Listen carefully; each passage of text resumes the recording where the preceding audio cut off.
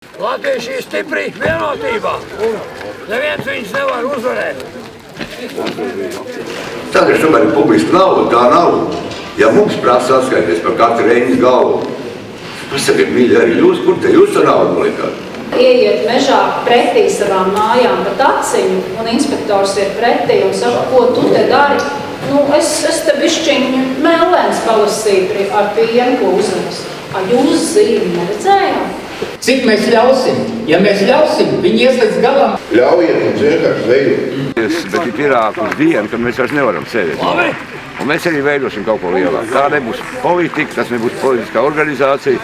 Bet vienkārši mēģināsim pavasarī pulcināt reāli domājošos Latvijas cilvēkus. Paldies Mazjūras zvejniekiem par to, ka pulcējās un iebilst pret šo dabas aizsardzības pārvaldes absolūti trako, teiksim tā, interpretāciju par jauno jūras aizsardzības plānu. Bet šajā iepriekšējā plānā jūs tur varat atrast visu. Tur ir puķītis, tur ir smilvis, tur ir kukaini, bet cilvēka tur nav.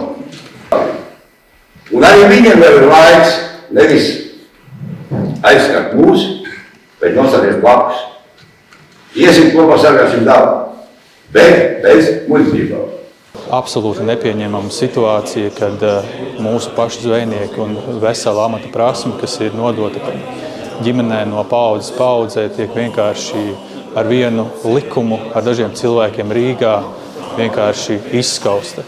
Paldies Mazjūras zvejnieku biedrībai, kas nenobijās un norganizēja sapulci dabas aizsardzības pārvaldes vietā, lai gan viņi ir atteikusies no publiskas komunikācijas par šo jaunā plāna apspriešanu, varētu tā teikt, un viņi apstādinājas, taču gribu pateikt paldies visiem zvejniekiem, kas ieradās, pauda viedokli un arī formulēja tālākos domu graudus, kā tad komunicēt ar valsts institūcijām, kas, manuprāt, ir nepieņemama man kā pašvaldības vadītājiem, ka valsts nekomunicē ar saviem iedzīvotājiem. Es ticu, ka taisnība uzvarēs. Bet beigās par dabas aizsardzības pārvaldi uz sanāksmē neierodās, viedokļi netiek ņemt vērā. Tātad šī institūcija ir jāreorganizē un jāveido tāda institūcija, kas ieklausās gan cilvēkos, gan dabā. Paldies!